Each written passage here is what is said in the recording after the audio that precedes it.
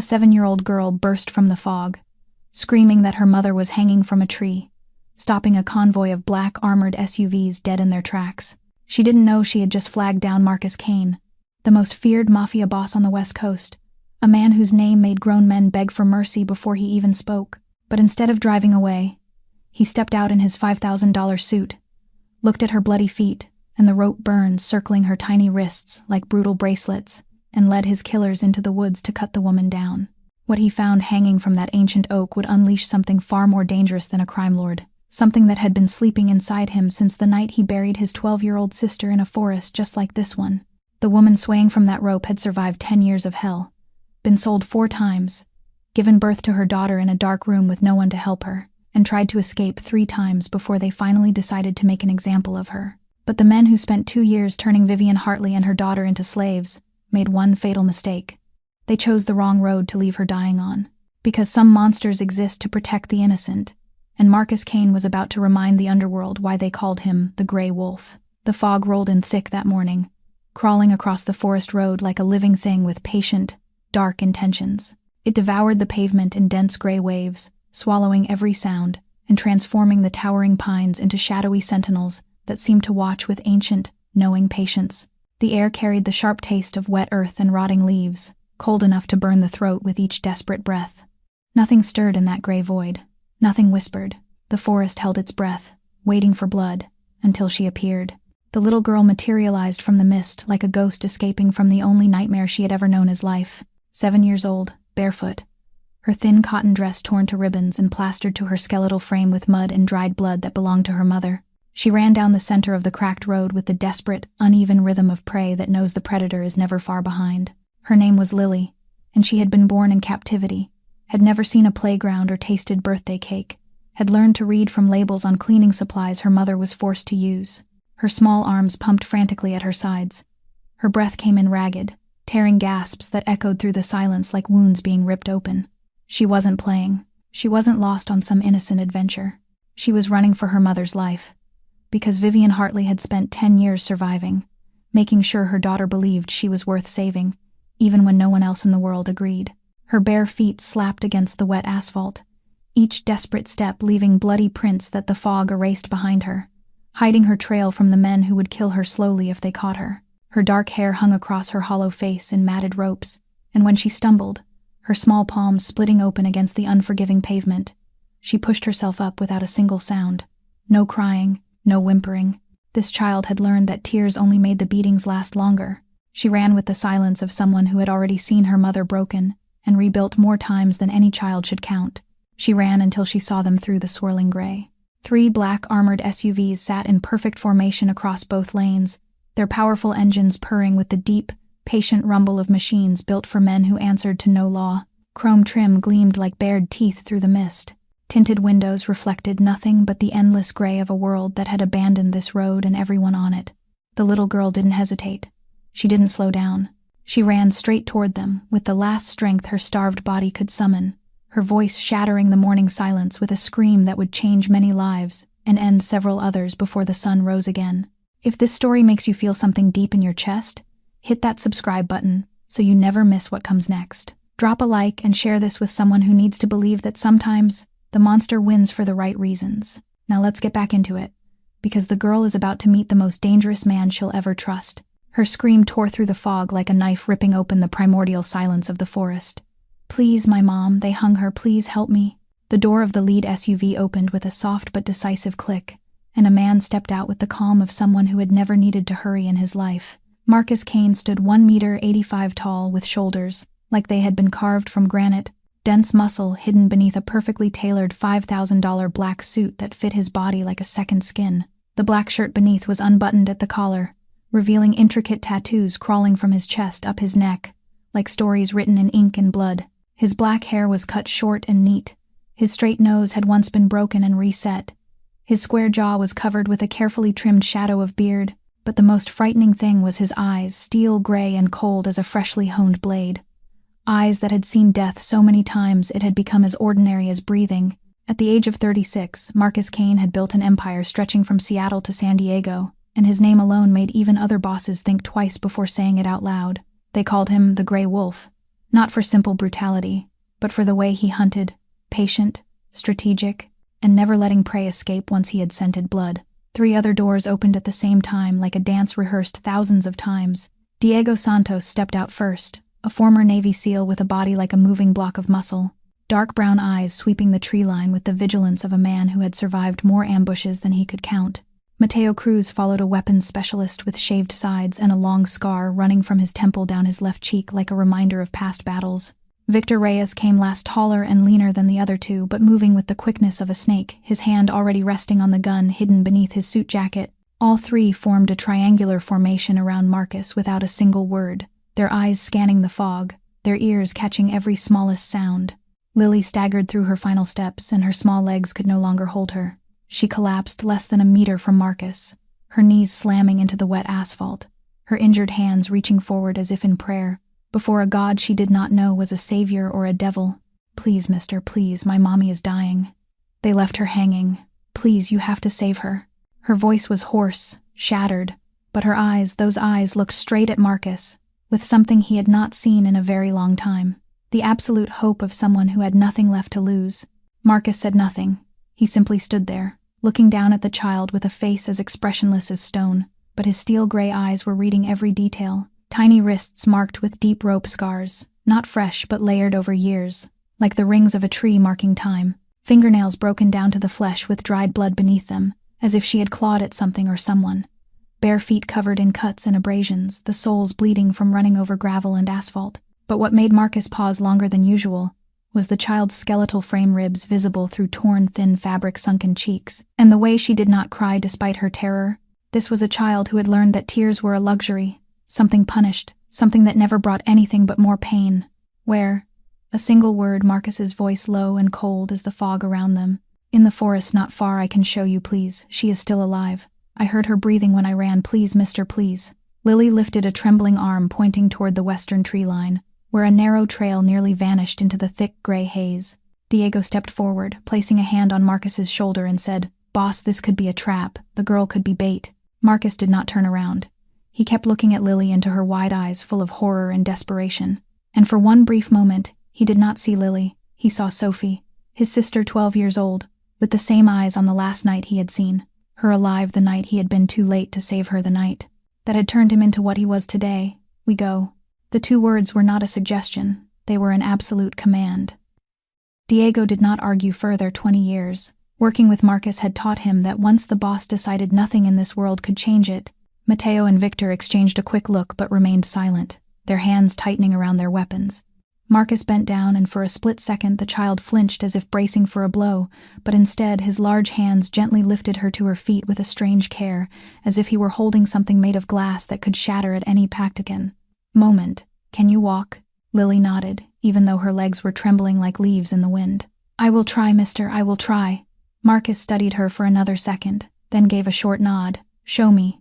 And with that, the most notorious Mafia boss on the American West Coast stepped into the fog-filled forest, following a barefoot 7-year-old child, bleeding and fragile, leading 3 men who had ended more lives than they could. Remember, none of them knew that the trail they were about to take would lead to something far more terrifying than any war they had ever fought, because at the end of that path, hanging from the branch of an ancient oak, was a woman who would awaken something Marcus Kane had buried for 20 years. They had not taken 10 steps when Lily collapsed, not from a stumble or a slip, but because her legs simply refused to function for even one more second after everything they had endured. She went down like a marionette with its strings cut, and before her small body could hit the ground, Marcus was there, catching her with one hand with a reflex so fast it surprised even him. Then without a word, he lifted Lily into his arms and held her, as if this were what he had done all his life. Rather than ordering executions, the child was frighteningly light as a sparrow with a broken wing, and Marcus could feel every rib pressing against his chest through the expensive fabric of his suit. "I am sorry, mister, I am sorry. I can walk, I can," Lily whispered, struggling weakly as if afraid of being punished for her weakness. "Do not." A single word from Marcus, short but not harsh, and strangely Lily stopped struggling at once. She looked up at the icy face of this stranger, and by the survival instinct of a child raised among predators, she understood that this man was different, dangerous. Yes, more dangerous than anyone she had ever met, but not dangerous to her, at least not right now. "Show me which way," Marcus said, and Lily pointed toward a trail, almost invisible between the dark tree trunks. That way, the big tree, the really big one, Mommy is there. Diego took point with his weapon drawn and ready, eyes sweeping every thicket as if any shadow could be an enemy. Mateo and Victor moved along the flanks, forming a protective triangle with Marcus and Lily at the center, advancing with the seamless coordination of men who had fought together for years. They entered the forest, and immediately the world changed. The fog was thicker here, no longer drifting veils, but a dense gray wall swallowing anything more than 5 meters away. Ancient pines rose like silent giants, their dark trunks slick with moisture, branches interlacing overhead to form a canopy that blotted out the sky. The weak morning light filtered through the leaves into a sickly blue-gray glow, like the light of nightmares no one ever wished to remember.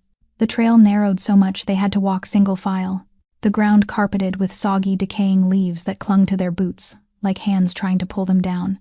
The temperature dropped sharply with every step, cold enough that each breath turned to white vapor dissolving into the mist, cold enough that Marcus could feel Lily trembling in his arms, though she did not utter a single complaint.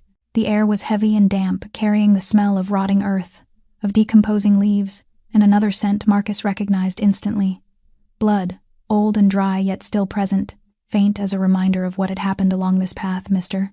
Lily whispered near Marcus's ear, so softly he almost did not hear it. What? They hurt Mommy real bad this time. Worse than before. She swallowed, her small body trembling not from the cold. She tried to run again. It was the 3rd time. They said the 3rd time is the last time. Marcus said nothing, but the muscles in his arm tightened slightly around Lily. They took her to the tree yesterday. They made me watch. They said if I made a sound, they would do the same thing to me. So I did not make a sound. I did not cry. Mommy told me to be brave, so I was brave. She paused and drew a shaky breath. But when they left, when they all went back to the house to drink and celebrate, I untied myself. Mommy taught me how with my teeth, she said. Someday I would need to know.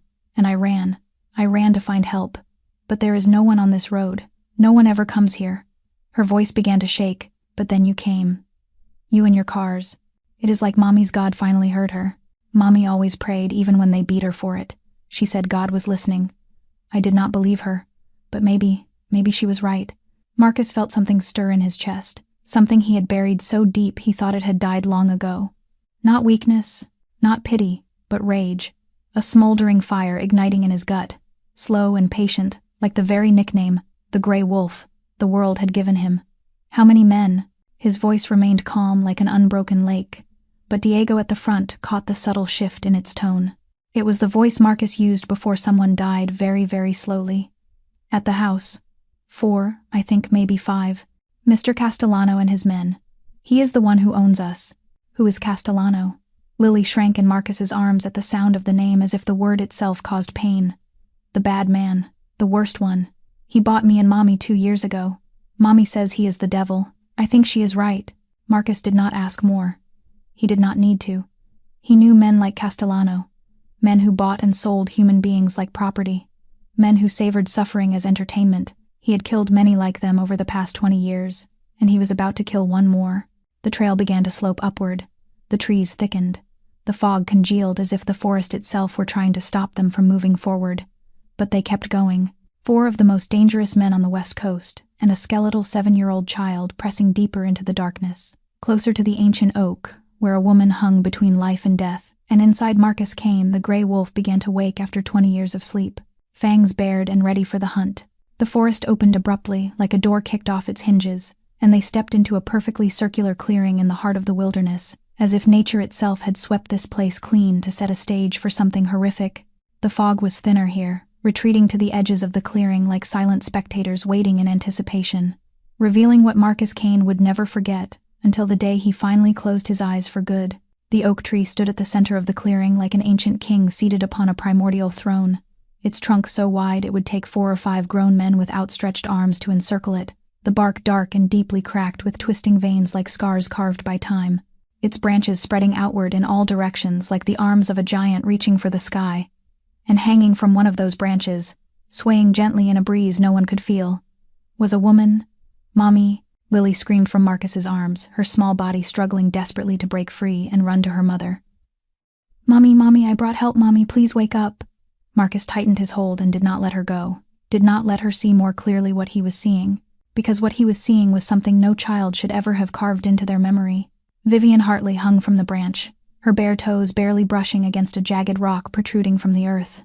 It was the only thing keeping the noose from snapping her neck, forcing her to stand on her straining tiptoes for hours, her neck trapped in a coarse rope noose, her hands bound behind her back with barbed wire that had cut so deeply into her flesh that dried blood had hardened into blackened streaks along her arms. She was so thin, she looked like a skeleton wrapped in a fragile layer of skin, her collarbones jutting sharply beneath a torn shirt that had once been white and was now stained brown red with blood and mud. Her dark brown hair was tangled and obscured her face, but Marcus could still see the swollen bruises along her cheeks, her split lips seeping blood, one eye swollen so badly it was nearly sealed shut.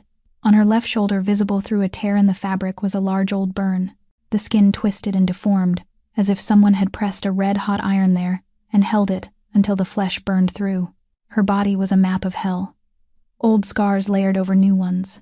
Lash marks, cuts, cigarette burns scattered like dead stars across a night sky. Her bare legs were covered in wounds, several toenails torn out completely, her feet swollen with infection. And yet, despite all of that, enough to make any person turn away, what froze Marcus Kane in place was the way she hung there, not completely still. Her chest was still struggling to rise and fall, breaths so shallow and weak they were almost imperceptible, her body still fighting to live, even as everything around her screamed that she should have died long ago. She was still alive. After everything they had done to her, after being left hanging all night in the forest, this woman was still breathing.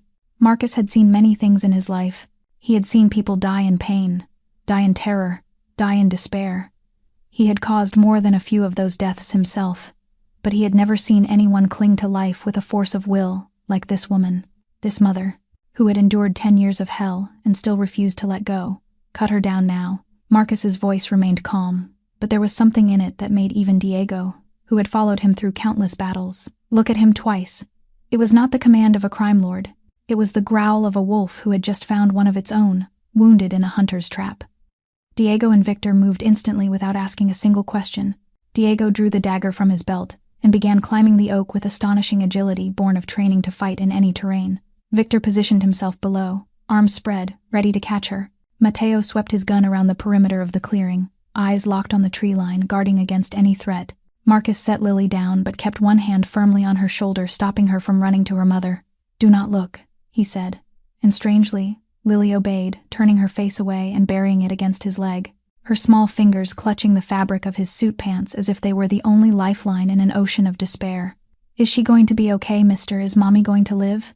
Marcus looked up at the oak where Diego was cutting through the rope, while Victor prepared to take Vivian's weight. He looked at the frail woman suspended between earth and sky. A woman who had fought alone for 10 years, who had tried to escape 3 times knowing the cost, who had taught her daughter how to untie herself with her teeth so that one day the child could save herself. He did not know if she would live. He did not know if anyone could survive what she had endured, but he knew one thing. "She will live," he said, and it was not empty comfort. It was a vow, because I will not let her die. Not today, not like this. Diego's blade sliced cleanly through the rope with a sharp tearing sound, and Vivian's body dropped like a broken wing falling from the sky. Victor was ready below, his strong arms catching her with the care of a father receiving a newborn, gently lowering her onto the ground, carpeted with rotting leaves. Vivian did not react when she touched the earth. No groan, no movement. Her body limp like a cloth doll discarded for too long. Victor knelt beside her, 2 fingers pressed against her neck just beneath the noose that still bit halfway into her skin, searching for a pulse as Diego slid down the trunk and rushed to help. "She's alive," Victor said, a flicker of surprise in his voice he could not hide. "Pulse is weak, but it's there. She's a fighter. This one." Marcus stepped closer, still keeping Lily's face pressed to his leg so the child could not see. He stood there, looking down at the woman on the ground, and for the first time in many years, he felt something other than the cold emptiness that usually lived in his chest. From this close, he could see every detail of Vivian's body, and each one told a story of the hell she had survived. The scars were not merely healed wounds, but a chronicle of systematic cruelty.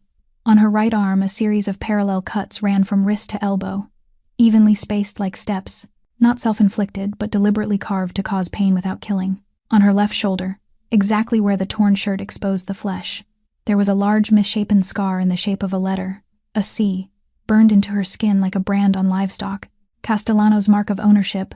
Marcus recognized it instantly, and his jaw clenched so hard the muscles stood out beneath his skin. Across her back, visible through the rips in her clothing, was a web of lash marks crossing one another, old and new, some healed into pale white scars, others still red and weeping. Proof that she had been beaten regularly for years as a matter of routine cruelty. Her hands, now freed from the barbed wire by Diego, revealed fingers bent at unnatural angles. At least 3 had been broken and healed incorrectly without treatment. Several fingernails were gone, leaving raw pink flesh where new nails struggled to grow back. And her face, when Victor gently brushed the tangled hair aside, revealed a beauty that had been methodically destroyed. High cheekbones, swollen and bruised, lips split and crudely stitched with black thread as if someone had sewn them after tearing them open without bothering with anesthesia. A nose that showed signs of having been broken more than once, but her eyes, though tightly shut, still held fine lines at their corners, the lines of someone who had once known how to smile. Perhaps only for her daughter. Perhaps that was the only thing that had kept her human after everything they had done to her. Marcus stood there, looking down at the 28-year-old woman carrying the marks of 10 years of slavery, and something inside him began to crack. He had built a wall around his heart on the night Sophie died. A wall of stone and steel and the blood of enemies he had killed. A wall he believed nothing could ever breach. But now, looking at Vivian Hartley lying there as living proof of human brutality, he felt that wall begin to tremble. Marcus's fist tightened until his knuckles blanched white, his nails cutting into his palm hard enough to leave marks. It was not an unconscious reflex. It was the only way he could restrain the rage rising inside him like molten lava on the verge of eruption. The last time he had felt this was 20 years ago. The night he found Sophie's body in the forest. The night he knelt beside his sister and swore he would turn the world into hell for those who had done this. He had kept that vow. He had killed every last one of them, slowly and painfully, the way they had killed Sophie. And now, looking at Vivian, he felt that vow awaken again. Stronger, darker, more dangerous. Castellano. He whispered the name like a curse. How many more? How many others has he done this to? No one answered. No one needed to. They all knew men like Castellano never had only one victim. "Boss, we need to move," Victor said, his voice pulling Marcus back to the present. "She needs medical attention fast. Her breathing is getting weaker." Marcus nodded, his face returning to its usual cold composure, but his steel-gray eyes had changed. Something was burning there, something ancient and dangerous, something men like Castellano should pray never to face. "I'll carry her," he said, and before anyone could object, he bent down and gently lifted Vivian from the ground, cradling her as if she were something precious that needed protection rather than a stranger he had just met. She was frighteningly light. Light like Lily. Light, like someone who had not been properly fed for years. He could feel her weak heartbeat against his chest, slow and irregular but still there, still fighting. "Lily, take Diego's hand. We're going back to the cars," he ordered, and the group began moving back along the trail, leaving the clearing behind with the ancient oak standing in silent witness. And inside Marcus Kane, in the darkest place he had kept locked away for 2 decades, the gray wolf was not merely awake, it was howling for blood. They were halfway back to the cars when Vivian woke, and she woke the way people who have lived in hell always wake, with raw violence and primal survival instinct. 1 second, she lay motionless in Marcus's arms like a corpse. The next, she erupted like a cornered wild animal. The scream tearing from her throat was not a cry for help, but the howl of a creature that had learned every awakening in someone's grasp meant pain was coming. "No, no, no, no, no," she shouted, her voice hoarse and shredded from a night with a rope crushed into her throat. "Get off me, get off, don't touch me no more, please no more." Her hands, though weak and trembling, flailed blindly, her nails raking across Marcus's face hard enough to leave 3 red lines burning along his left cheek. She kicked, she clawed, she bit, she fought with everything left in her ravaged body as if her life depended on it, because in her mind it did. She did not know where she was, did not know who the man holding her was. All she knew was that a man was holding her, and for 7 years every man who had held her had brought nothing but pain and humiliation. Diego and Mateo raised their hands to intervene, but Marcus shook his head, signaling them to stay back. He did not release Vivian, but he did not tighten his hold either, did not pin her down, did not use force to subdue her. He held her just firmly enough to keep her from falling onto the rocky ground, to keep her wounds from being jolted further, while letting her strike and claw at him as much as she needed. "I'm not going to hurt you." His voice was low and even, no louder than the wind whispering through the leaves, yet somehow it cut through her panic like a sharp blade. "You're safe. No one is going to hurt you anymore." Vivian did not hear or could not hear. She kept struggling, kept screaming, but her strength was draining fast. Her blows weakened. Her screams broke into sobs. Tears spilled uncontrollably down her bruised cheeks. "Please just kill me," she whispered, her voice shattered like glass. Just kill me and get it over with. Don't do those things to me anymore. I can't take it anymore. Just let me die, please. The words stabbed into Marcus, not because they were tragic, but because they were familiar. He had heard the same words from Sophie in the nights his sister screamed through nightmares after they took her, in the final days when she had lost all hope. Listen to me, he said, his voice still calm, but carrying something no one who knew him would believe he possessed. Gentleness. My name is Marcus. Your daughter found me. Lily found me, and asked me to save you. She's right here. She's safe. You're both safe now. Her daughter's name struck like a slap of reality, yanking Vivian back from the abyss of terror. Her eyes, one swollen nearly shut, fluttered open in confusion and disbelief. Lily, she whispered as if afraid to hope. Lily, where's my Lily? What did you do to her if you hurt her? I swear to God. Mommy, Lily's voice came from behind, and before anyone could stop her, the child let go of Diego's hand and ran to her mother. Mommy, I'm here, I'm okay. The man saved you, he cut you down from the tree. Mommy, please don't cry, please don't cry.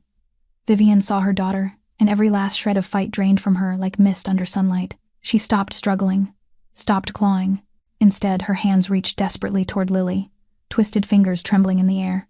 Baby, come here, let me see you, let me make sure you're real. Marcus lowered her gently to the ground, letting her sit against the nearest tree, and Lily crashed into her mother's arms like a small missile. The two clung to each other, Vivian sobbing silently while Lily whispered over and over in her ear. I found help, Mommy, I did what you said, I ran and I found help. They're good people, Mommy. They saved you, they cut you down. Vivian held her daughter as if she might vanish at any moment, as if this were a dream, and she would wake again on the oak branch, with the rope tightening around her neck. Then over Lily's shoulder her eyes met the steel-gray gaze of Marcus Kane. He stood there with the 3 red scratches still bleeding faintly on his cheek, his $5,000 suit smeared with mud and her blood, yet his face showed not a trace of anger for what she had done. He simply stood there looking at her with eyes she could not read, eyes that had seen too much darkness to be shaken by anything. Who are you? She asked, her voice still trembling with suspicion. Why did you help us? What do you want? Marcus did not answer right away. He studied her for a long moment, then turned to Diego. Get the car ready, we need to move. Then he looked back at Vivian, and the answer he gave was not really an answer. Right now, the only thing I want is to get you and your daughter somewhere safe. Questions can wait.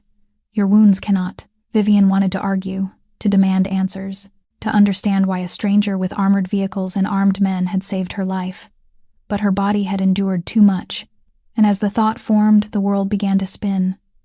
Mommy, Lily's worried voice was the last thing she heard before darkness claimed her again.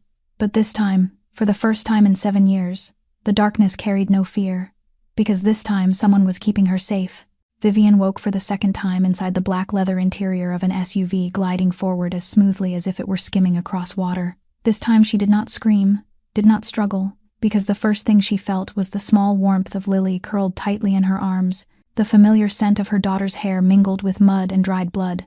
She instinctively held Lily closer, crushing the child to her chest as if someone might tear her away at any moment, the way they had done countless times over the past 2 years whenever she disobeyed. Mommy, you're awake, Lily whispered, afraid to speak louder as if she might shatter some fragile miracle. The man is taking us somewhere safe, he promised. Vivian did not answer her daughter. Her one functioning eye swept the interior of the vehicle. Expensive leather seats, softly glowing control screens, the scent of new hide and a trace of men's cologne. This was the kind of car Castellano would never be able to afford, the kind owned by men who stood above him in the food chain of the underworld. She sat in the back seat with Lily, and in the rearview mirror, she could see the man who had carried her through the forest, seated in the front passenger seat, Marcus Kane.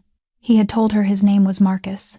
She studied him through the glass, cataloging every detail with the survival instinct honed by 7 years of hell.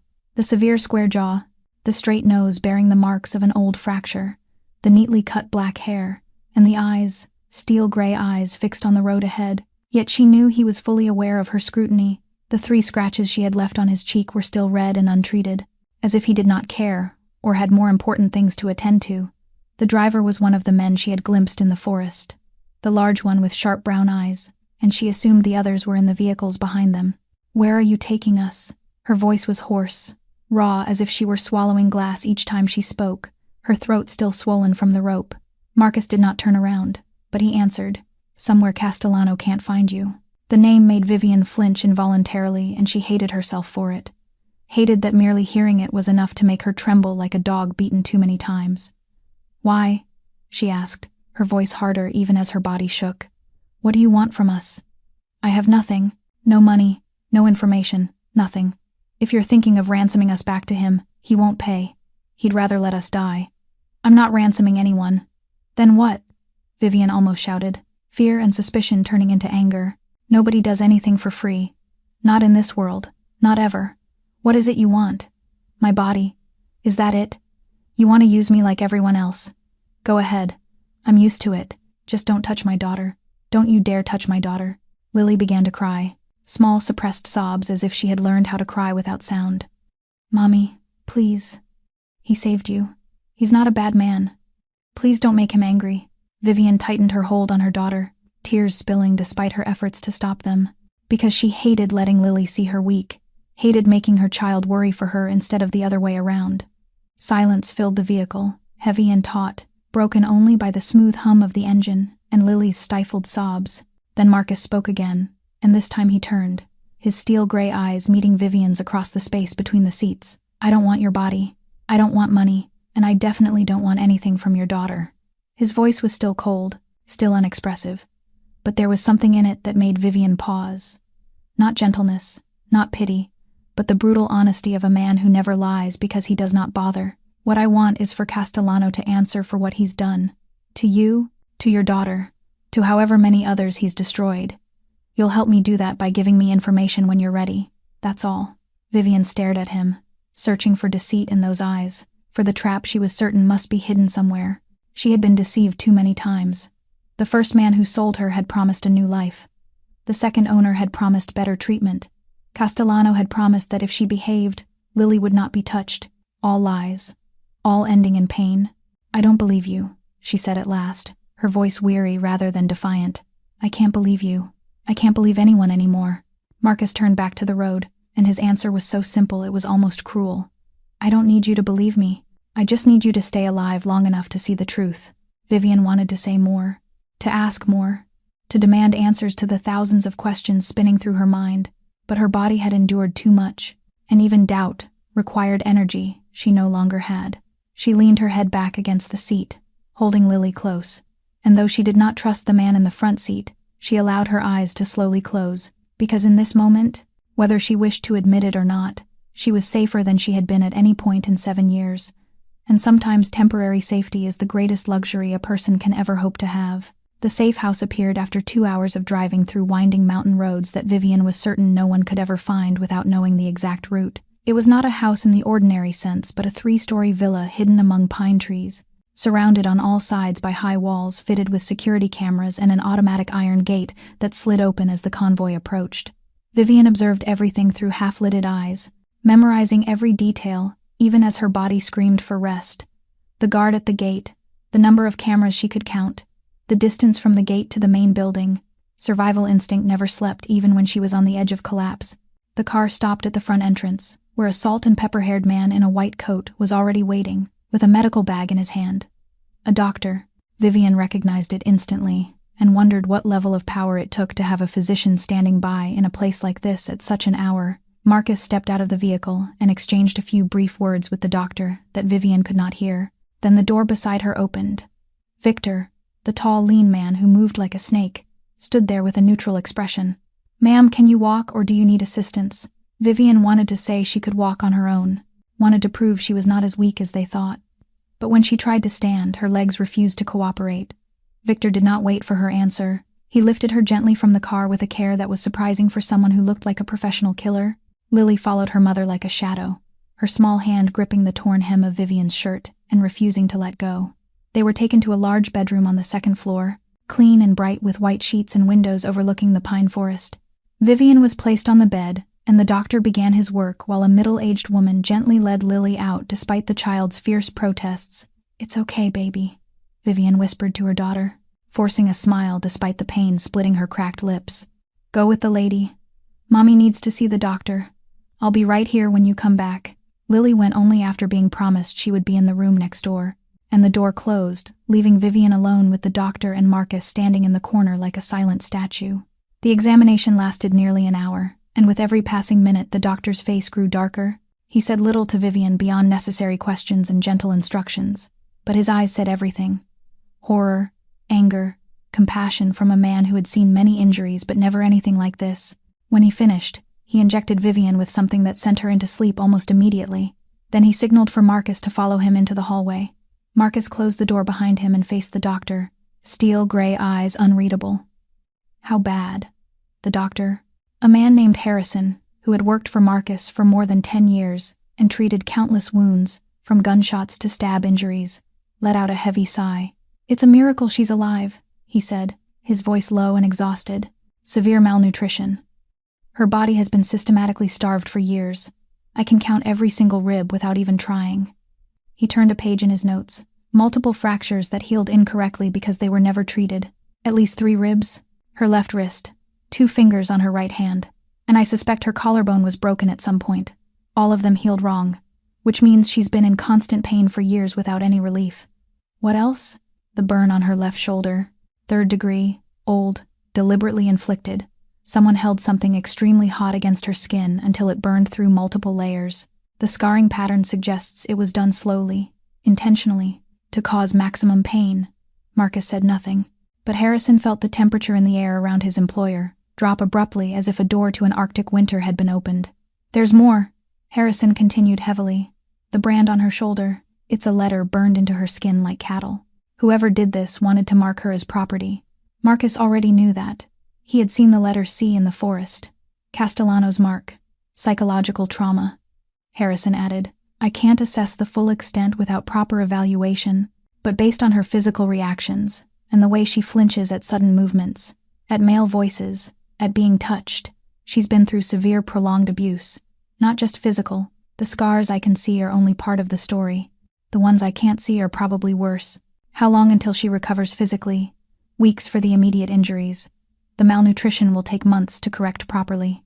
The bones that healed wrong, some of them may need to be broken again and set correctly if she wants full mobility." But honestly, Harrison looked straight at Marcus. The physical damage is the easy part.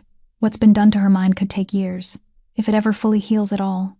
Marcus nodded once, short and final. "Do everything you can. Money is not an issue. Time is not an issue. Just fix her." Harrison nodded and left to prepare prescriptions and a treatment plan. Marcus stood alone in the hallway, his face still cold and expressionless like a statue carved from granite, but his eyes had changed. The steel gray darkened like the sky before a storm, like the ocean at night in a gale, like the depths of the earth where the most dangerous things slept waiting to be awakened. He looked through the hallway window to the lawn where Lily was being given cookies by the middle-aged woman, the child glancing back toward the house again and again, as if afraid her mother would disappear if she did not watch. A 7-year-old born in captivity, raised without knowing what freedom was. A mother who had endured 7 years of hell to keep her child alive, to teach her hope, only to be hung from a tree like an animal for slaughter. Marcus's fist clenched at his side, tight enough that the bones cracked softly. Castellano. He whispered the name into the shadowed hallway, and it was no longer a name, it was a death sentence. Night fell over the safe house like a black blanket drawn across the forest, swallowing every trace of light, except for the blinking security lamps along the perimeter fence, and the soft yellow glow spilling from a few rooms still awake inside the villa. Vivian lay on the softest bed she had touched in 7 years, the sheets pristine and scented with lavender, her head resting on a pillow as light as clouds. Yet she did not sleep. She could not sleep. Lily was curled beside her, the small body pressed close to her mother, the way the child had slept every night since being born in that dark room. Her breathing deep, and even with the exhaustion of collapse. But Vivian lay awake, eyes wide open, staring at the ceiling in the darkness, ears straining for the smallest sound beyond the door. The footsteps of guards on patrol, the wind whispering through the trees outside the window, the low murmur of pipes in the walls. Every sound made her body tense, her heart pound faster, her arms tighten around Lily. She was waiting for the door to burst open in the middle of the night, waiting for rough hands to drag her from the bed, waiting for everything to fall apart the way it always had whenever she dared to think that maybe, just maybe, this time things might be different. 7 years had taught her that hope was the most dangerous luxury of all, that every time she allowed herself to believe in something good, Reality would shatter that belief and replace it with twice the pain. So she lay there holding her daughter and waited for the next horror, with the quiet resignation of someone who had forgotten how to live without fear. Outside the room in the dim hallway, lit only by a faint night light, Marcus Kane stood motionless like a sentry carved from stone. He had been there for over an hour, his back against the wall opposite Vivian's door, steel gray eyes fixed on the narrow crack of the door she did not know had been left slightly open. He could see her lying there in the dark, see the way she held Lily as if the child were her only lifeline, see how her shoulders remained rigid despite the sedative the doctor had given her. She was not sleeping. He knew she was not sleeping because he recognized that posture, recognized the painful alertness of someone accustomed to being woken in the night by unspeakable things. Sophie had been the same. The memory came without warning, as it always did when he tried not to think of it. Sophie, 12 years old, with black curly hair and brown eyes that always sparkled with a joy. Marcus could never understand how she managed to keep alive in that hellish house with their alcoholic father. Sophie, who called him Marky even though he hated the nickname, who believed her big brother could do anything, who looked at him as if he were a superhero instead of a 16-year-old boy barely surviving one day at a time. He still remembered Sophie's last smile, that afternoon when he left for his shift at the garage and she stood in the doorway waving, "See you later, Marky. Don't work too hard." She smiled, and that smile had haunted him for 20 years, because it was the last time he ever saw it. When he came home that night, Sophie was gone, and his life became a nightmare with no end. Marcus closed his eyes, trying to push the images away, but it was useless. Memories never obeyed orders, especially the bloodiest ones. He remembered the 3 weeks of hell after Sophie was taken, 3 weeks of doing everything they demanded, running drugs, beating debtors, just to hear his sister's voice one more time on the phone. He remembered Sophie's trembling voice during the final call, trying to sound brave even as she cried, "It's okay, Marky. Whatever happens, it's not your fault. Remember that. Okay. Promise me," he had promised. And the next day they returned Sophie's body to him. Marcus opened his eyes and drew a deep breath to restrain the rage roaring in his chest. He looked again through the crack in the door and saw Lily stir in her sleep, then bury her face deeper into her mother's chest, as if seeking safety even in her dreams. The child looked like Sophie in a way that hurt, not in appearance. Sophie had curly hair and brown eyes, while Lily had straight hair and gray-blue eyes like her mother, but in the way she looked at the world, in the way she still tried to believe in goodness after living through hell, in the way she had been unimaginably brave, running through the forest to find someone to save her mother. All of it was Sophie. Sophie would have done the same. Sophie would have run, would have screamed, would have begged anyone, even the devil himself, if it could save someone she loved. But Sophie never had that chance. Sophie died alone in an abandoned house in the forest, with no one coming to save her. Marcus could not save Sophie. He had failed, and that failure had devoured his soul, leaving behind a hollow shell that walked and spoke but no longer truly felt. But Lily was alive. Vivian was alive. And this time he would not fail. Marcus stood there until dawn began to tint the eastern sky pink, until the first light of a new day slipped through the hallway window. He stood there until he was certain nothing terrible had happened to the mother and child in the night, until he heard Lily wake and whisper softly, "Mummy, are you awake?" Then he slipped away in silence. Before Vivian could ever know he had been there all night, because Marcus Kane did not explain his actions. He simply acted, and let the results speak for themselves. Morning came to the safe house with birdsong and gentle sunlight filtering through the pine canopy. But inside the ground floor study, the air was heavy. Like the moment before a storm breaks, Marcus sat behind the large oak desk, steel gray eyes fixed on Vivian as she sat opposite him in an armchair, her body still fragile but lucid enough to move with Victor's assistance. Lily had been led away to breakfast in the kitchen by the middle-aged woman named Martha, protesting her separation from her mother with anxious looks and repeated glances back until the door finally closed. Vivian sat with her back straight despite the pain that flared with every movement, gray-blue eyes watching Marcus, with the wary alertness of a wild animal kept captive for too long. She had been washed and dressed in clean clothes, soft cotton prepared by Martha, yet the bruises on her face and the wounds on her neck still throbbed as reminders of everything she had endured. Silence stretched between them, dense and taut, until Marcus spoke. "I need information about Castellano." Vivian did not answer immediately. She studied him, weighing him, trying to read the true intent behind that stone-cold face.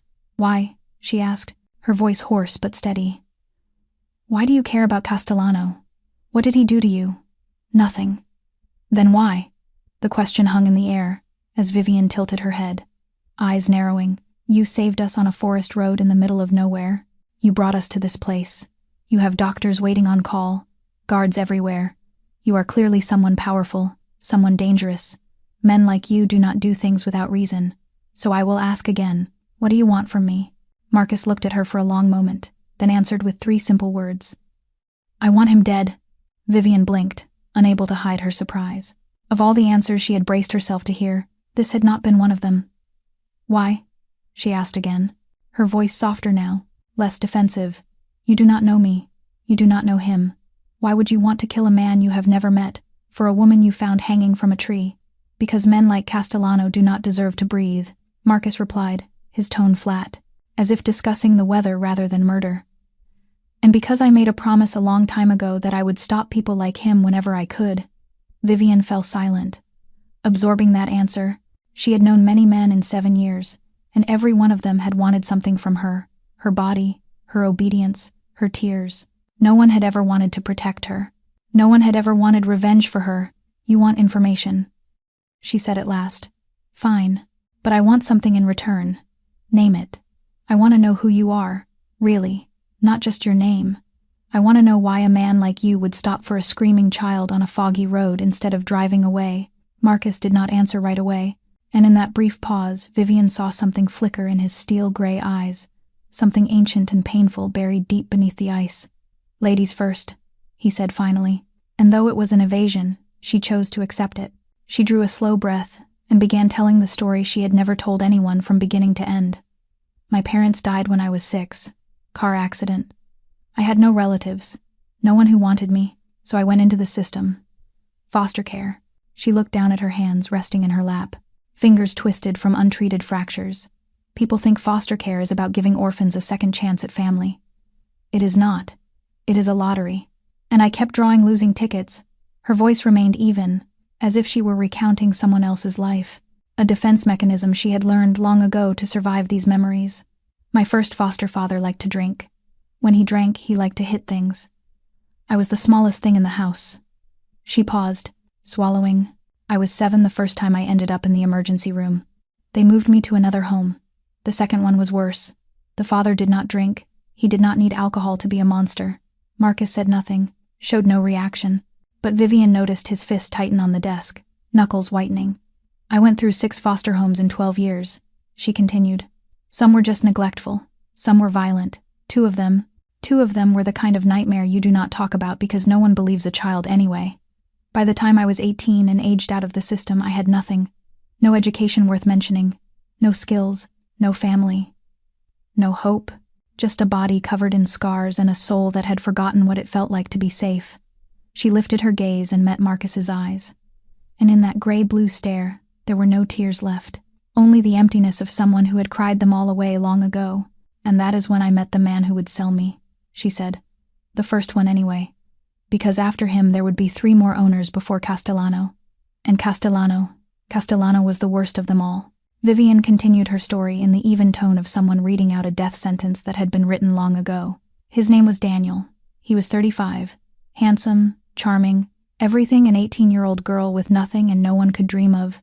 He told me he loved me. He told me he would take care of me. He told me we would start a new life together in California. She gave a short, dry laugh with no humor in it. I was so desperate to be loved that I believed every single word. I got into his car with nothing but a backpack and a heart full of stupid hope. 3 days later, I woke up in a basement, with my hands tied and a price tag on my head. She paused and stared out the window as if looking straight into the past. He sold me for $15,000. That's what my life was worth to him. $15,000 and a handshake. Marcus remained silent, but his steel-gray eyes darkened, deepened, like a sky heavy before a storm. The first owner kept me for 8 months, Vivian went on. He was old, fat, and liked to show me off to his friends like a trophy. The second one bought me as a gift for his son's 21st birthday. I was there for a year before they got bored and sold me again. The third one was a woman. She saw Marcus's brow tighten slightly. Yes, a woman. She ran a house where men paid to use us. I was there for nearly 8 years. That's where Lily was conceived. Her voice trembled for the first time since she had begun. I don't know who the father is. One of the customers. It doesn't matter. What matters is that when I found out I was pregnant, I knew with absolute certainty that I had to keep this baby alive no matter what. because for the first time in my entire miserable existence there was going to be someone in this world who was mine, someone who would love me not because I was useful or profitable but because I was Mom. She swallowed hard. I gave birth to Lily in a dark room in the basement of that house. No doctor, no medicine, just me alone, biting down on a piece of cloth so I wouldn't scream and draw attention. She came out so small, so fragile. And when she cried for the first time, when I held her against my chest and felt her tiny heart beating, I made a promise. I promised her that no matter what happened, I would get her out. I would give her a life. A real life. Not this. Vivian paused to steady her breathing. When Lily was 5, the woman sold us to Castellano. She said we were getting too old, too much trouble. Castellano paid $30,000 for both of us. Double the price for a mother-daughter package. She spat the last phrase as if it tasted poisonous. Castellano was different from the others. The others were cruel because they didn't care. Castellano is cruel because he enjoys it. He doesn't just want obedience. He wants fear. He wants pain. He wants to break you so completely that you forget you were ever human. She lifted her hand and pointed to the burn on her left shoulder. This was my welcome gift. The first night, he heated a branding iron with his initial and pressed it into my skin while his men held me down. He said it was to remind me who I belonged to. Marcus said nothing, but Vivian could feel the air around him change, danger radiating like heat from a furnace. I tried to escape 3 times, she said. The first time he broke 3 of my ribs and locked me in a closet for 2 weeks with no food, only water so I wouldn't die too fast. The second time he brought Lily in front of me and told me if I ever tried again, he would sell her to a man in Mexico who specialized in children. I believed him. Her voice finally cracked. I believed him because I saw his eyes and I knew he would do it. So I stopped trying. For a year I stopped trying. But then 3 weeks ago I heard him on the phone. He was negotiating a price for Lily. She was turning 7, and apparently that's the perfect age for certain clients. Marcus stood up abruptly, the chair scraping back loudly as he turned away and walked to the window, his shoulders rigid as if about to shatter. Vivian watched his broad back and continued, her voice hollow as if all feeling had been burned away. So I ran. For the 3rd time, I knew what would happen if I failed. I knew he would kill me this time, but I didn't care anymore. I just needed to get Lily far enough that she could run, that she could find help, that she could survive even if I didn't. She drew a trembling breath. They caught me before I made it half a mile. They dragged me back, beat me until I couldn't stand, and then they hung me from that tree. Castellano said he would leave me there until I died, and then he would find Lily and make her watch while they cut my body down. But I had already taught Lily what to do. I taught her how to untie herself. I taught her to run north until she found a road. I told her to flag down any car at all and beg for help. She looked up, eyes red but dry. I didn't expect her to find a Mafia boss, but I'm glad she did. Because now Castellano is going to die. Isn't he? Marcus turned back, and the cold, expressionless face Vivian had known since the beginning now held something far more terrifying than rage. The stillness of a storm just before it destroys everything. Yes, he said, the word landing like a verdict from a final court. He's going to die. Slowly. Silence settled over the room after Marcus's pronouncement, heavy and dense like the fog on the forest road where they had first met. Vivian watched him and waited, knowing that this was the moment he had to keep his promise. You asked me why I stopped, Marcus finally said, his voice lower than usual, as if the words had to be dragged from the deepest place he had kept sealed for 2 decades. Why a man like me would help a stranger on a road in the middle of nowhere. He turned to face her, and Vivian saw something in his steel-gray eyes. Not the ice she had assumed, but something smoldering behind it. Something that had been burning for 20 years without ever going out. I had a sister. Her name was Sophie. She was 4 years younger than me. Vivian said nothing and listened, because she sensed this was a story Marcus did not tell often, perhaps had never told at all. Our father was a drunk, our mother left when I was 8, couldn't handle him anymore and didn't bother taking us with her. So it was just me and Sophie trying to survive in a house with a man who used his fists more than his words. Marcus walked toward the window with his back to Vivian, staring out at the forest as if he were looking straight into the past. Sophie was light, pure, innocent, everything I wasn't. No matter how bad things got, she always found a reason to smile. She believed in fairy tales, in happy endings, in the good in people. She believed in me even when I didn't deserve it. He paused and drew a deep breath. When I was 16, I started working for a local gang. Small stuff at first. Deliveries. Lookout. Nothing serious. I needed money to get Sophie out, to give her a real life somewhere far from our father. But the gang leader noticed I was useful, smart, willing to do things others wouldn't. So he decided to make sure I stayed loyal. Marcus's voice hardened, sharp as a blade. They took Sophie, kidnapped her on her way home from school. She was 12 years old. Vivian felt her heart tighten. Despite everything she had lived through, this was different. This story was being told by a man she had believed had no heart. They called me that night, said if I wanted to see her alive again, I had to prove my loyalty. So I did. He turned back to Vivian. For 3 weeks, I did everything they asked.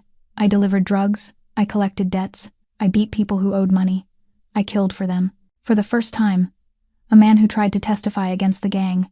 I was 16 years old, and I put a bullet in his head because they promised me Sophie would be safe if I did. Marcus did not look away, did not justify himself or ask for forgiveness. He simply spoke the truth. Raw and agonizing. They lied. Of course they lied.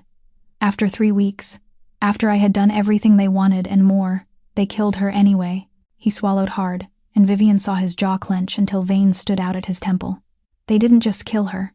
They hurt her first, in ways that no 12-year-old should ever know exist, and when they were done, they dumped her body in the forest like garbage. Vivian felt tears running down her cheeks without realizing she was crying. I found her, Marcus went on, his voice nearly a whisper, in a clearing in the woods, under an oak tree. Just like where I found you, she was still wearing her school uniform, the one with the little flowers she loved so much, and her eyes were still open. He fell silent for a long moment, and when he spoke again, his voice had changed, colder, harder, like steel tempered in fire. That night Marcus Kane died, the boy who believed he could save his sister, who believed that if he just did enough, sacrificed enough, everything would be okay. That boy died in the forest next to Sophie's body, and something else was born, something darker, something that felt nothing except rage and the need for revenge. He looked at Vivian with eyes like bottomless pits. They called me the Grey Wolf, because wolves are patient. Wolves hunt in packs, and wolves never ever let their prey escape. It took me 5 years. 5 years to track down every single person involved in Sophie's kidnapping and death. The gang leader, his lieutenants, the men who guarded her, the ones who touched her, every single one. The way he spoke the final words made Vivian shiver, not with fear, but with the understanding that she was looking at a man who had turned pain into a weapon and loss into fuel. I made them suffer, Marcus said. I made sure they knew exactly why they were dying, and I made sure they had time to regret every decision that led them to that moment. And when the last one was dead, I didn't stop. I built an empire on the ashes of my enemies, and I swore that I would never let anyone like them exist in my territory. No human trafficking, no child abuse, no innocent victims. That's my only rule, the only line I never cross. He stepped closer to Vivian, and for the first time she did not flinch. When I saw Lily on that road, when I saw her bloody feet and her desperate eyes, I didn't see her. I saw Sophie. I saw the girl I couldn't save, and I knew I would burn the entire world down before I let history repeat itself. Vivian understood then. She understood why he had stopped, why he had carried her out of the forest, why he looked at Lily with such carefully hidden pain. He had not saved them out of kindness. He had saved them for Sophie, for a promise to a dead sister he could never truly keep. So yes, Marcus said, his voice returning to its usual cold control. Castellana will die. Not just for you, not just for Lily, but for every Sophie in this world who deserves someone willing to fight for them. Vivian looked at him, and for the first time since meeting him, she did not see a Mafia boss. She saw a 16-year-old boy who had lost everything and turned into a monster, so no one else would have to endure what his sister had endured, and in that moment she believed him completely. Silence settled over the room like the tide after a storm, heavy yet strangely carrying a peace neither of them had expected. They sat there as two scarred souls, one marked on flesh and one carved into the spirit, having just stripped away the armor they had built over many years to hide wounds that would never truly heal. Vivian looked at Marcus, and this time she truly saw him. Not the Mafia boss in an expensive suit with eyes cold as ice, not the Grey Wolf feared by the entire underworld, but a 16-year-old boy kneeling in a dark forest holding his sister's body, shedding his last tears before burying his heart alongside her. She saw his hands, hands that had killed, had built an empire, had carried her out of the darkness, and she noticed how those hands trembled slightly when he spoke of Sophie, a small detail he surely did not realize but she saw clearly. "We're not so different, are we?" she said softly, her voice hoarse but no longer guarded, both broken by things we couldn't control, both turned into something else just to survive. Marcus did not answer, but he did not deny it either. He only looked at her with gray eyes that were a little less cold now, like ice beginning to melt under the first sunlight of spring. "The difference is, you became a monster," Vivian continued. "And I just became a ghost, someone who existed without really living, who breathed without feeling, who survived day after day waiting for it all to finally end."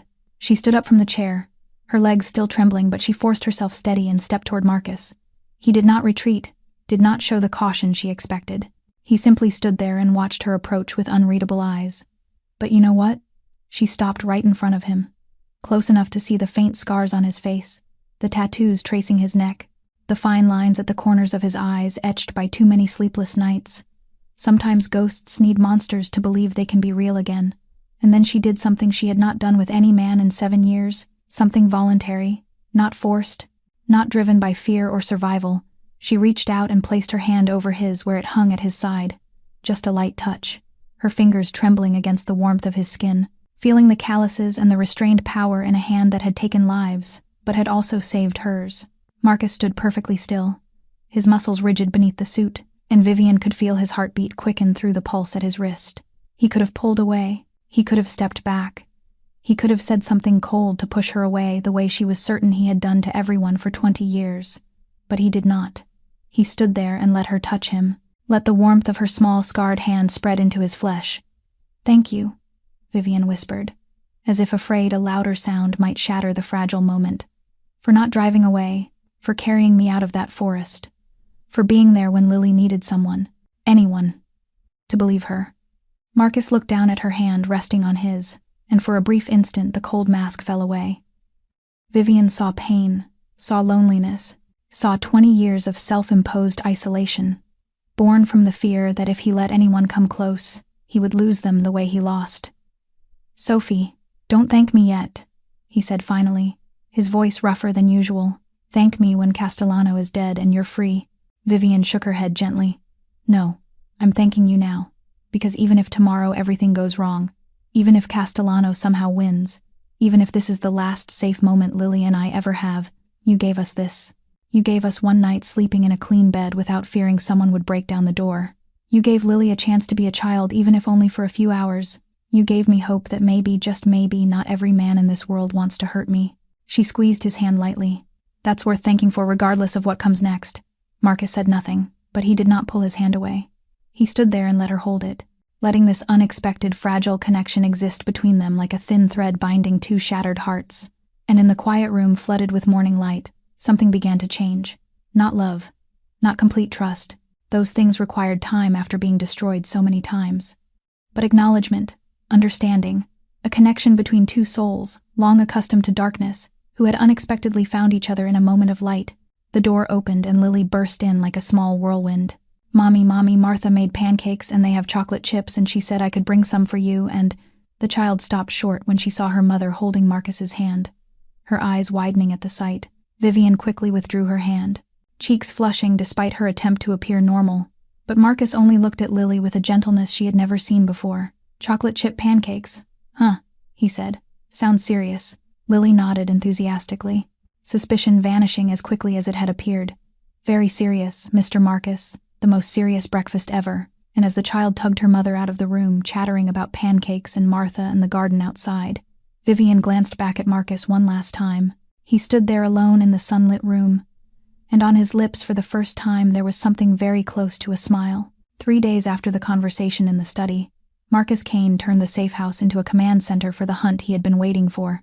The basement of the villa was converted into an operations room filled with maps, computer screens, and dozens of files his team had gathered from every direction. Diego, Mateo, and Victor worked without pause, contacting sources, bribing those who could be bribed, threatening those who needed to be threatened, and piece by piece, the picture of Victor Castellano began to emerge like a grotesque tableau. Castellano is not just a human trafficker, Diego reported on the morning of the 4th day, his voice heavy as he read from the tablet. He is running a network. At least 37 confirmed victims in the last 5 years alone, mostly women and children. He supplies buyers across 3 states, has connections with 2 smaller gangs handling transport, and here is the worst part. He has protection on the inside. Marcus sat at the head of the table, steel gray eyes cold as a Siberian winter. "Who?" A sheriff's deputy named Franklin in the county where he operates takes monthly payments to look the other way. A state prosecutor named Henderson, who makes sure any charges are dropped before they reach court. And we suspect someone higher, federal level. But that is not confirmed yet. Marcus showed no emotion, but those who had worked with him long enough felt the shift in the room, as if the temperature had dropped 10 degrees. How many men does he have? Mateo asked. 12 to 15 at any given time. They rotate between his main compound and 2 smaller locations where he keeps the merchandise. He said the last word as if it tasted bitter. His compound is fortified, cameras everywhere, motion sensors along the perimeter. He is paranoid, especially after what happened to his cargo. Marcus knew he meant Vivian and Lily. Cargo. That was what Castellano called them. Resources. Diego added, "We will need at least 20 men to hit the compound properly. I have already contacted some of our people in Seattle and Portland. They can be here within 48 hours. Marcus nodded. Make the calls, then get me Castellano's personal number. Diego raised an eyebrow but did not ask questions. 10 minutes later, he placed a small slip of paper with a phone number in front of Marcus. Marcus took out his phone, dialed, and put it on speaker so the entire room could hear. The phone rang 3 times before someone answered. "Who is this?" The voice on the other end was rough and heavy, the voice of a man accustomed to giving orders and being obeyed. "This is Marcus Kane." Silence stretched for a few seconds, and when Castellano spoke again, his tone had shifted, more cautious but still trying to sound composed. "Kane, the Grey Wolf, I have heard of you. What could a man like you possibly want with someone like me?" "I have something that belongs to you," Marcus replied, his voice flat as an unbroken lake. "A woman and a little girl. You left them in a forest to die. I found them." Heavy breathing came through the phone and then Castellano laughed. A grating sound like fingernails scraping a chalkboard. "So you are the one who took my property. I have been looking for them. The bitch tried to run again, you know. 3rd time. I was making an example of her." Marcus said nothing and his silence seemed to unsettle Castellano more than any threat could. "Look, Kane, I do not know what they told you, but let me be clear. They belong to me. I paid for them fair and square. This is business, not personal. If you want compensation for your trouble, I am sure we can work something out. I am not looking for money." "Then what?" Castellano's voice began to edge toward irritation. "I am looking for you."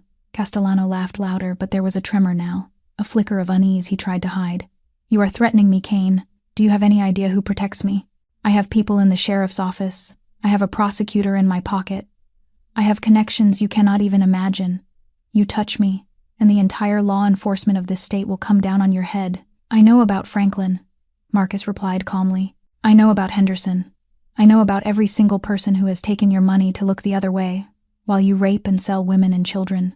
Silence on the other end, thick and terrifying. "And here is what you should know about me," Marcus continued, his tone unchanged.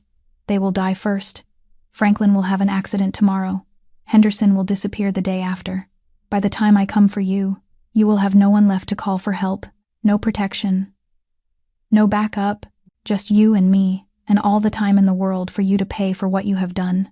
You are bluffing." Castellano's voice no longer held confidence.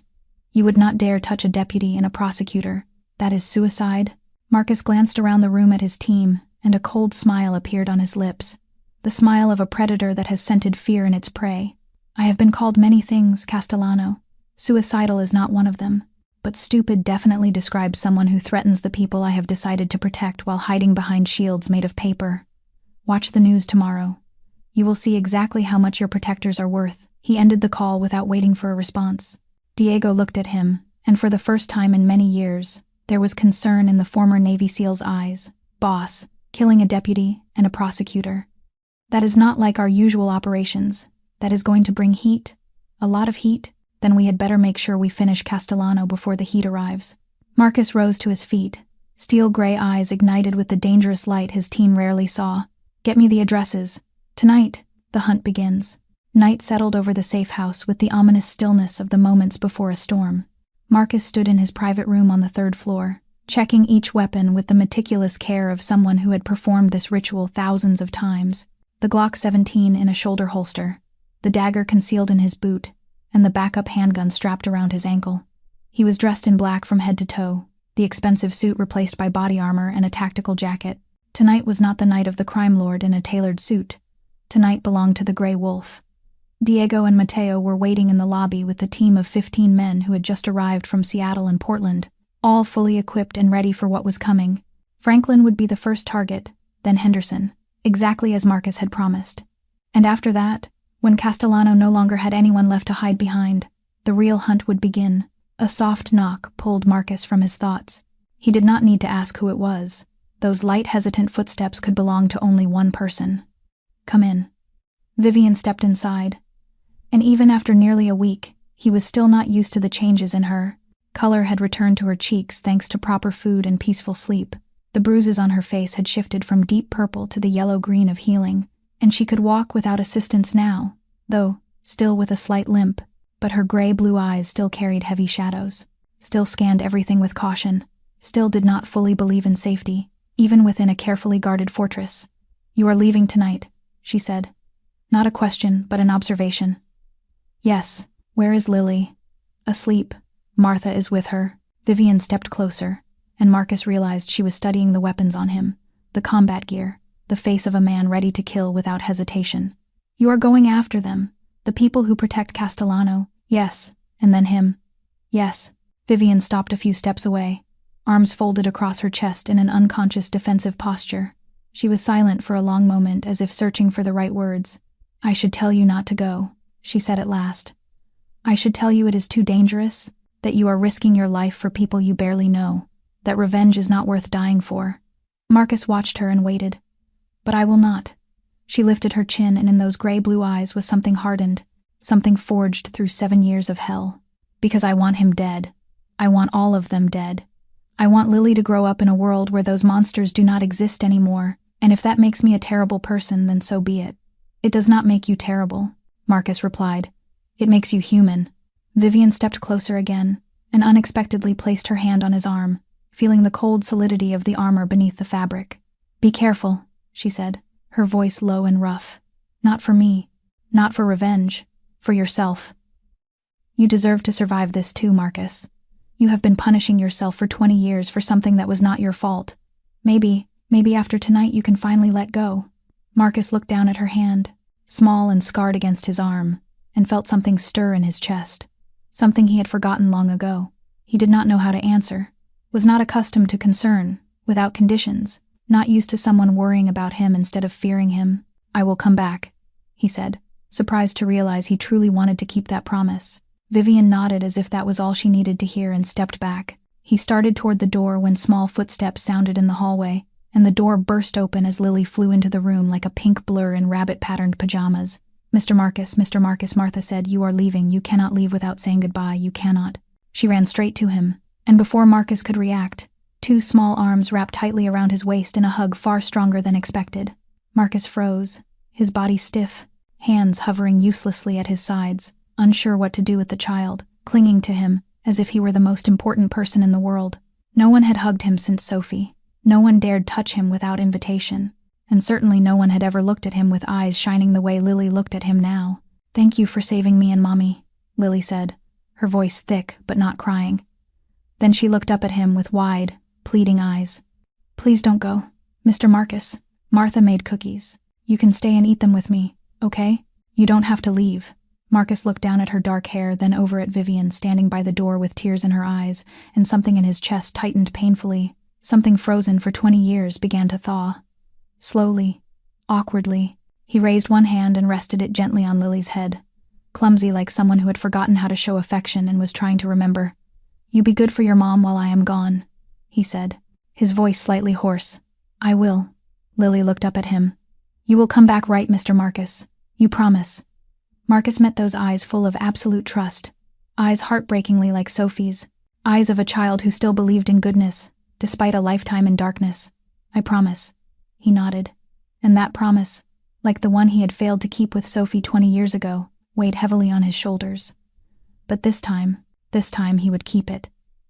He gently loosened Lily's arms, looked at Vivian one last time, then stepped out of the room and descended the stairs where his team was waiting.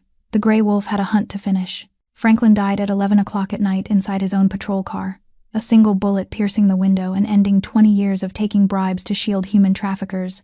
Henderson vanished from his suburban home at 2 in the morning, and no one would find his body until spring, thawed the lake 50 miles away.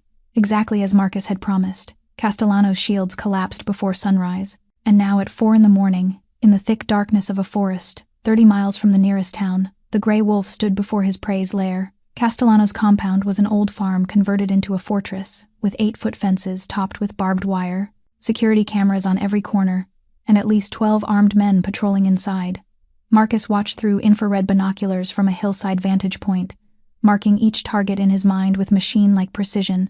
Diego lay beside him, also observing. 12 hostiles confirmed, 6 on perimeter patrol, 4 at the main house, 2 at the outbuilding on the east side. That's where they keep them, boss the women. Marcus nodded without taking his eyes off the target. He had seen enough. Team 1, take out the perimeter guards. Silent. Team 2, hit the main house from the north entrance. Team 3 with me. To the outbuilding, no one fires until I give the signal. 15 dark shapes moved in absolute silence, spreading through the forest like hunting ghosts. Marcus led Team 3 east with Diego and 3 others. His heart beat steady, though adrenaline surged through his veins. He had done this hundreds of times. The only difference was that this time it was more personal than anything in the last 20 years. The first suppressed shot sounded like a quiet cough in the night, then the second, the third. Patrol guards fell one by one before they realized what was happening. Now Marcus ordered through the earpiece and hell broke loose. The main house door was kicked in gunfire, ripping apart the stillness of night. Marcus stormed the eastern building with Diego right behind him, Glock raised and ready. 2 guards at the door barely turned before Marcus's first round dropped one and Diego took the other. Clear, Diego called, and they pushed inside. The air was thick with dampness and fear. A long corridor led down to the basement, yellowed lights casting sickly shadows on cold concrete walls. Marcus moved first, every step deliberate, his weapon sweeping each dark corner. Another man appeared from a side door, and Marcus fired without hesitation. 2 shots to the chest, 1 to the head, clean and final. They found the victims at the end of the corridor in a large room, divided into small cages by iron bars like pens. 11 women and 3 children, gaunt, hollow-eyed, shrinking back as the door burst open. A few began to cry, the silent sobs of people who had forgotten how to scream. "It's okay," Diego said, his voice gentler than anyone would expect from a former special operator. "You're safe now. We're getting you out." Marcus stood there for a moment looking at those faces, those eyes, and he saw Vivian in every one of them. He saw Sophie. He saw all the forgotten people turned into merchandise to be bought and sold like cattle, and the rage in his chest burned hotter. "Castellano, where is he?" he asked into the comms. Mateo's voice came back tight with frustration. "He's not in the main house. We cleared every room. He's gone." Gone, how Diego swore beside Marcus. The bastard must have had an escape route, a tunnel or something. "One of his men is still alive, barely. He says Castellano has a bunker under the barn with a passage leading into the forest. He ran the moment he heard the first shots." Marcus tightened his grip on the gun, his jaw clenched hard enough for tendons to stand out beneath the skin. The prey had fled, but that did not matter. The gray wolf never abandoned a hunt. "Get the victims out, call in our medical team," he ordered. "I'm going after Castellano. Boss, he could be anywhere by now." Diego said the forest is huge. It's still dark. He's got at least 20 minutes head start. Marcus turned to his longtime brother in arms, and in those steel-gray eyes, Diego saw something that stopped him cold. The look of a predator that had scented blood and would not stop until its fangs closed on the prey's throat. "Then I'd better start running," Marcus replied and vanished into the forest darkness alone, following the trail of the man who had dared to touch those he had chosen to protect. Castellano ran through the forest like a panicked rat, branches whipping his face, thorns tearing at his skin, his breath breaking apart in a chest burning from lack of air. He was 52 years old, accustomed to sitting in air-conditioned rooms and ordering others to do his dirty work. And now his body betrayed him with every step. The phone in his pocket vibrated and he fumbled to answer while running. "Franklin," he shouted. "Franklin, I need extraction now. They hit the compound, they killed everyone I need." "Franklin is dead," an unfamiliar voice cut in. "So is Henderson. You are on your own, Castellano. And if I were you, I would start praying." The line went dead. Castellano stared at the screen in panic and dialed another number. An arms dealer in Portland he had worked with for years. No answer. He tried again. A drug broker in Seattle who owed him favors. "The number you have dialed is no longer in service." Another call, then another, then another. No one answered. No one called back. Word traveled fast in the underworld, and when the name Marcus Kane was spoken, every door slammed shut. No one wanted to stand between the gray wolf and his prey. No one wanted to die for a trafficker whose usefulness had expired. Castellano stumbled and fell to his knees in the damp leaves, lying there, gasping as sweat and tears streamed down his face. He had one last chance, an old cabin, about 2 miles north, where he had hidden a car and some cash for emergencies. If he could reach it, if he could run fast enough. He tried to stand, but his legs refused to obey. And then he heard it. Footsteps, steady, unhurried, approaching from behind with the patience of a hunter who knows the prey has nowhere left to go. Castellano turned, and in the pale light of the approaching dawn, he saw Marcus Kane emerge from the mist like a vengeful specter, unmarked, unhurried, without a sign of fatigue. Only steel-gray eyes cold as death regarding him with the indifference of someone who has long known the ending. No. Castellano backed into the massive oak behind him. No, wait, please wait. Marcus did not stop. He kept walking toward him at an even pace, the Glock hanging at his side like a quiet promise. I can pay you, Castellano screamed, tears now flowing freely. Whatever they paid you, I will double it, triple it. I have money, hidden accounts they do not know about, 10 million, 20 million, name your price. Marcus stopped 3 steps away and spoke for the first time. Money, his voice flat as frozen water. You think this is about money? No, I know you want revenge for the woman and the kid. Fine, I get it, but think about it. Is killing me really worth throwing away everything you have built? You are Marcus Kane, the Grey Wolf. You are a businessman like me. We can make a deal. Like you, Marcus repeated, and something dangerous flickered in his eyes. You think I am like you? Castellano heard the change and knew he had misspoken. He scrambled to recover. I did not mean that look. Whatever I did, I can make it right. I will turn myself in. I will confess everything. I will give you names, dates, buyers, everything you can bring down the entire network. Just let me live, please, I am begging you. Marcus looked at the man trembling on the ground, the man who had branded Vivian's body, who had imprisoned a 7-year-old child and planned to sell her, who had hung a mother from a tree to die. And he felt nothing, no rage, no satisfaction, only the emptiness of justice long overdue. Do you know why I am really here, Castellano? He asked quietly. It is not just about Vivian and Lily. It is about a girl named Sophie, 12 years old, murdered 20 years ago, by men like you, men who saw children as merchandise, men who believed they could do anything because no one would stop them. Castellano stared at him in confusion and terror. I do not know any Sophie. I know. Marcus nodded, but that does not matter, because Sophie is not the only one. There are thousands of Sophies, thousands of Vivians, thousands of Lilies, and every one of them deserved someone willing to fight for them. He raised the gun and aimed steadily. I cannot save them all, but I can make sure you never hurt anyone again. Wait, please, I will do anything I will. The shot rang out once, echoing through the forest before dissolving into the mist. Castellano fell, his eyes open to the brightening sky. The end, swift and final. Marcus stood for a moment, looking down at the body of the man who had caused so much suffering and felt no triumph and no peace. Only a deep weariness in his bones from 20 years of hunting monsters and knowing there would always be another. But at least tonight, 11 women and 3 children were free. At least tonight Vivian and Lily could sleep without fear of being found. At least tonight he had kept his promise. Marcus turned and walked away, leaving Castellano beneath the oak as a warning to anyone who might think to continue his legacy. The Grey Wolf had finished the hunt, and it was time to go home. A week passed since the night Castellano died beneath the oak tree, and the safe house gradually shifted from a war fortress into something that almost resembled a home. News of his death spread through the underworld like wildfire, carrying an unspoken warning everyone understood. Never touch the people protected by the Grey Wolf. 11 women and 3 children rescued from the compound were relocated to secure facilities across the West Coast, receiving medical care and psychological support from people Marcus trusted.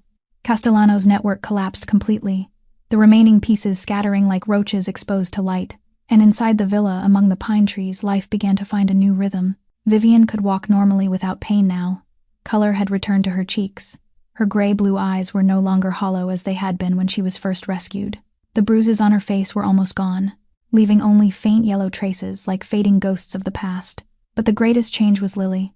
The 7-year-old had learned how to laugh again, not the small, frightened smile she once wore, but a clear, bright laugh echoing through the halls as she played tag with Martha, or learned card games with Victor, the guard assigned to watch over them who had quietly become her friend. Lily began asking about school, about parks, about all the ordinary things she had never known, and every question was both a knife in Vivian's heart and a spark of hope she had never dared to ignite. That night, close to 2 a.m, Vivian woke and could not fall back asleep, not because of nightmares this time, but because her mind was too quiet. And after 7 years of living in fear, she did not know what to do with the quiet. She slipped out of bed without waking, Lily sleeping deeply beside her, and went downstairs to the kitchen for a glass of water. She did not expect to find Marcus there. He sat at the island with a glass of whiskey in his hand, eyes fixed on the window, where darkness still blanketed the forest. He was not wearing his usual suit, only a black t-shirt and sleep pants, and somehow he looked less intimidating, less distant. Just a tired man drinking alone in the middle of the night. "Can't sleep either," he said without turning, as if he had known she was there all along. Vivian stepped inside, poured herself water, and sat across from him. "Too quiet," she replied. "I know it sounds crazy, but I got so used to being afraid that now I don't know what to do with myself when there's nothing to fear." "It's not crazy." Marcus looked at her, and in the dim kitchen light, his steel gray eyes were warmer than she had ever seen them. "It takes time to unlearn survival mode. Your body spent 7 years on high alert. It doesn't know how to relax anymore.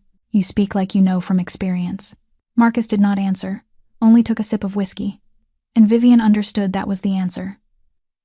Silence settled between them, but it was no longer tense, just two people learning how to exist in the same space without filling it with words. "What do you want, Vivian?" Marcus asked suddenly. "What? For the future. When you imagine your life from now on, what do you see?" Vivian blinked, startled by the question. No one had ever asked her that.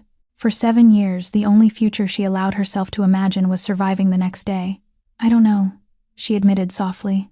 "I've never been allowed to want anything before. Every dream I had was crushed so many times that I stopped dreaming altogether. It was easier that way, less painful." Marcus nodded as if he understood exactly. "Then start small," he said. "What's one thing, just one thing you want for Lily?" Vivian did not hesitate. "I want her to go to school, a real school, with other kids with teachers, who don't hurt her with playgrounds and books and birthday parties. I want her to have a normal childhood, even if it's a few years late, that can be arranged, and for yourself." Marcus continued without looking away. "What do you want for you?" Vivian looked at him, and the answer slipped out before she could stop it. "I want to feel safe. Really safe. Not just hiding and waiting for the other shoe to drop. I want to wake up one morning and not immediately check if the door is locked. I want to learn how to be a person again. Not a victim, not a survivor, just a person." Her voice broke at the end, and she turned away ashamed of her vulnerability. Then she felt something. A warm hand resting lightly over hers on the table. She looked down to see Marcus's fingers touching hers, not gripping, not demanding. Just a gentle contact, like an unspoken promise. "You will," he said quietly. "It won't happen overnight, but you will." Vivian looked up, and the distance between them seemed to shrink, though neither moved. She saw herself reflected in those steel gray eyes, saw the echo of a man who had been broken and rebuilt himself. Not perfect, but still standing. And for the first time in a very long while, she felt something beyond fear and suspicion. She felt possibility, the possibility of a future, the possibility of happiness, the possibility, only a possibility, of love. A month passed like a dream Vivian did not dare believe was real. 30 days of soft beds, full meals, and sleep unbroken by threatening footsteps outside the door. 30 days watching Lily learn to read with Martha, learn to play chess with Victor, and slowly transform from a silent, frightened child into a 7-year-old who laughed, who asked questions, who made demands like any ordinary child.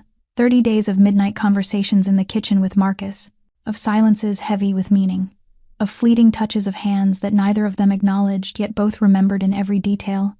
Then one morning Marcus called her into his study with a seriousness she had not seen before, and said without preamble that he had found an apartment for her and Lily in Portland, in a good neighborhood near a school that had already agreed to accept Lily next semester, fully furnished with rent paid 2 years in advance, and there was also a job waiting for her if she wanted it.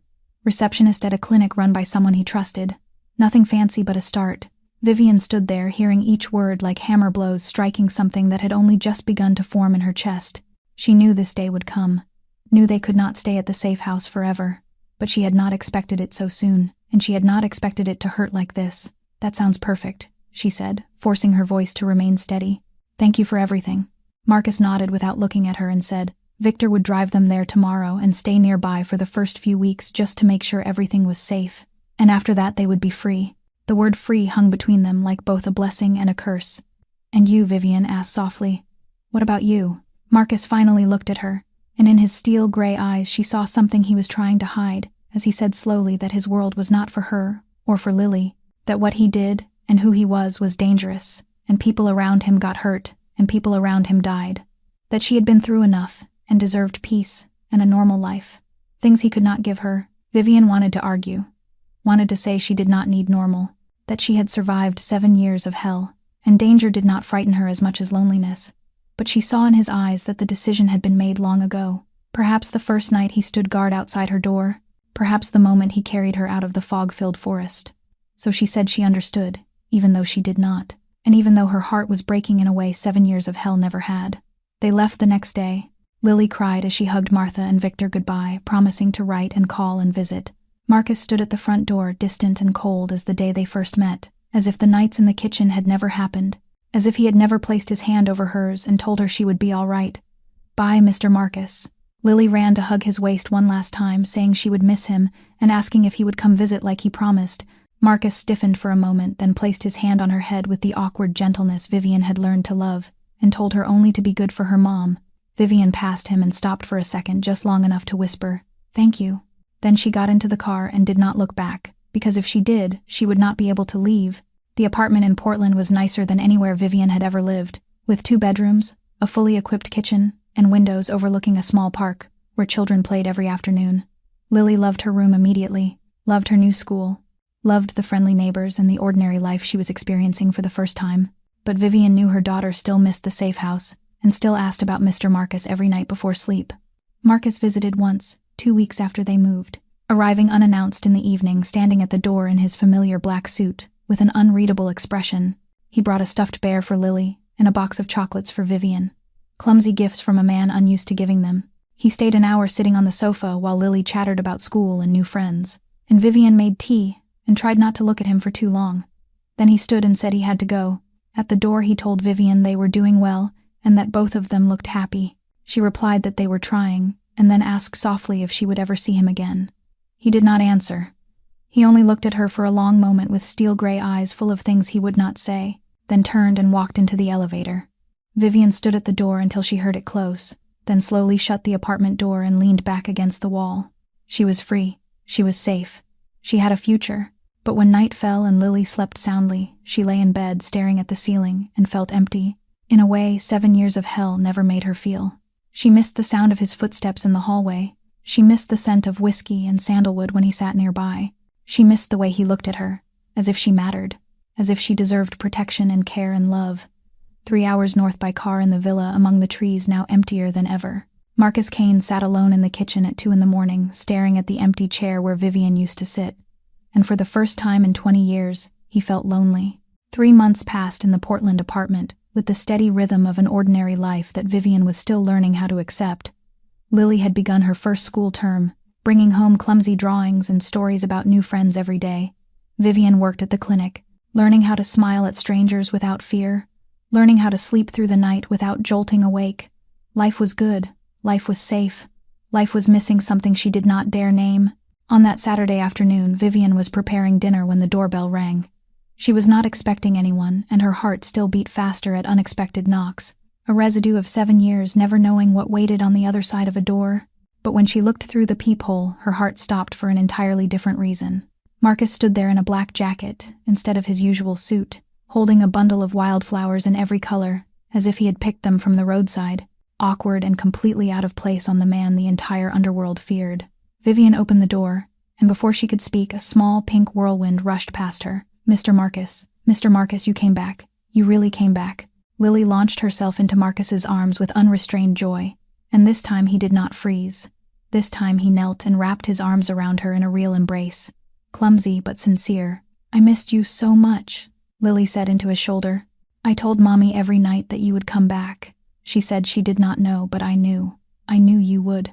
Marcus looked over Lily's shoulder at Vivian standing in the doorway, steel-gray eyes carrying everything he had held inside for 3 months. "Can we talk?" he asked. Lily was given the important mission of arranging the flowers in a vase in the living room, while Vivian led Marcus onto the small balcony overlooking the park. The afternoon light was fading, the sky painted in soft orange and pink like a promise of something beginning.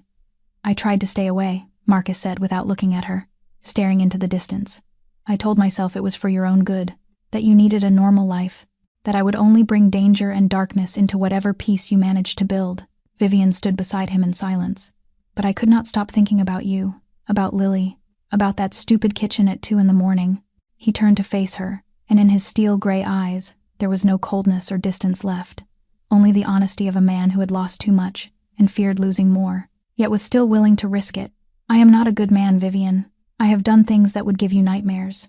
I am a nightmare to most people.